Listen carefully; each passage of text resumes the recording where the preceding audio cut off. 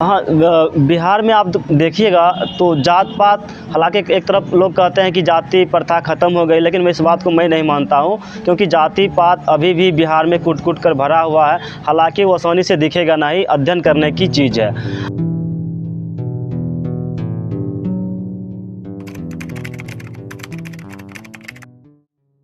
मैं रंजीत कुमार हूँ, बिहार के बेगूसराय ज़िला के बखरी प्रखंड के रहने वाला हूँ और 2012-13 से समाज के बदलाव के लिए पढ़ाई के साथ साथ अपनी योगदान दे रहा था। उसी दौरान जब देश में लॉकडाउन हुई थी और जब लॉकडाउन खुली थी तो डेमोक्रेटिक चरखा ग्राउंड लेवल पे एक रिपोर्टिंग करने का काम शुरुआत किया था, जिसका देखरेख आमिर भाई कर रहे थे। उन्होंने मुझे उसी दौरान संपर्क किया कि रंजीत, डेमोक्रेटिक चरखा बिहार में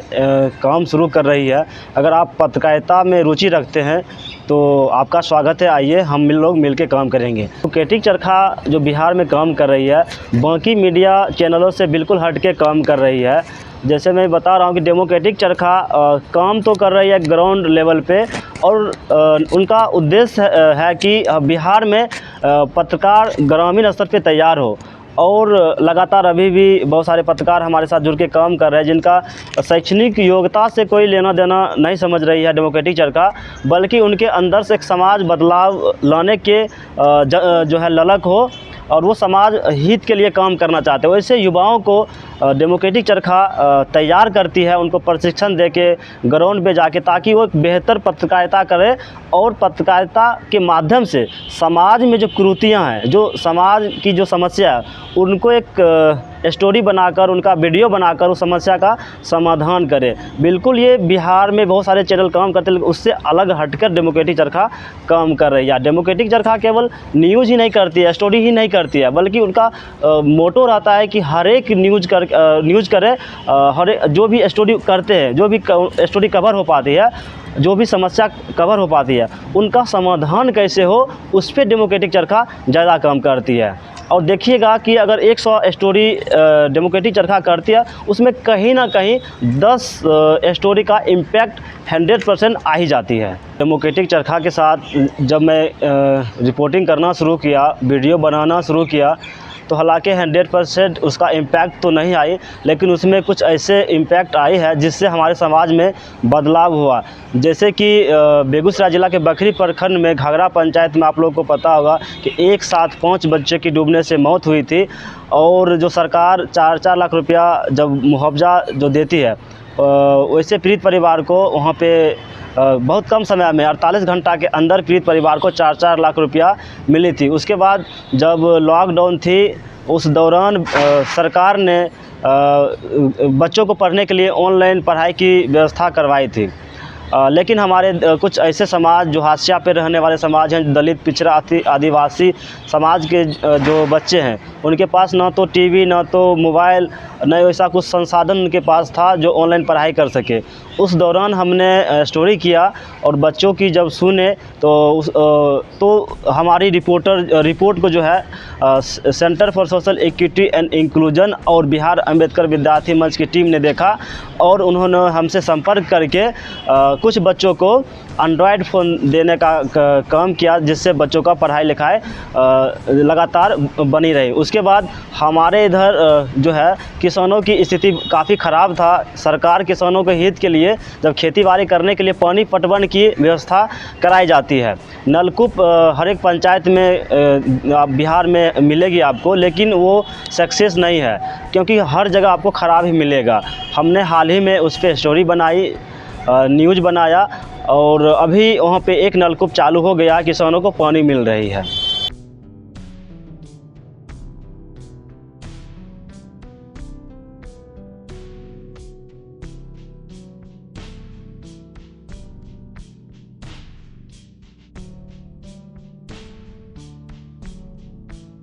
मुझे वो भी दिन याद है जब हम एक पत्रकार नहीं थे, हालांकि समाज में योगदान देते थे, लेकिन जब कोई समाज में कोई बहुत बड़ा कदम या कोई ठोस निर्णय की बारी जब आती थी, तो उस वक्त मुझे पूछा नहीं जाता था हमारे जैसे बहुत सारे समाज में पढ़े लिखे युवा हैं, लेकिन वैसे युवाओं को भी समाज की कोई भी गतिविधि, जैसे कि समाज में कोई आम सभा हो रही है या किसी परिवार को आफत विपत पड़ गई है या समाज में कुछ शुभ काम होने जा रहा है, जैसे कि हमारे अंबेडकर जयंती या किसी महापुरुष के जयंती मनाने के लिए जा रहे हैं या स्कूल में कोई प्रोग्राम होती है, तो उस वक्त पढ़े लिखे होने के बावजूद भी मुझे वहाँ पे जगह नहीं मिलती थी। जनप्रतिनिधि या सरकारी तंत्र के लोग या वरिष्ठ लोग मुझे पूछते नहीं थे। लेकिन जब से डेमोक्रेटिक चरखा के साथ हमने जुड़ा और पत्रकारिता करने का जब काम किया, तो अभी मुझे लोग सम्मान देते हैं, इज्जत देते हैं। जब भी कोई बड़ा कार्यक्रम हमारे समाज में, हमारे प्रखंड लेवल से लेकर जिला स्तर तक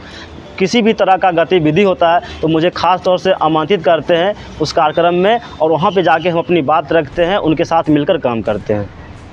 और मैं अपनी जीवन की कुछ कहानी बताना चाहूँगा। बिहार के अलावा जब हम राजस्थान में इंटर्नशिप कर रहे थे, इंटर्नशिप लंदन गवर्नमेंट का था और भारत में जो है पढ़वा नाम का एक ऑर्गेनाइजेशन है वो संचालन कर रही थी, और उसमें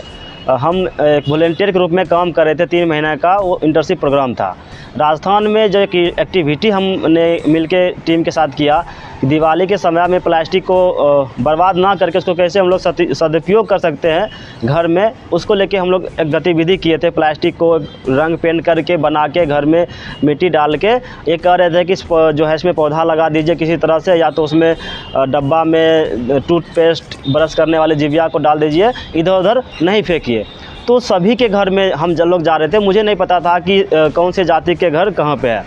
उसी दौरान एक महादलित के घर में भी हम लोग गए,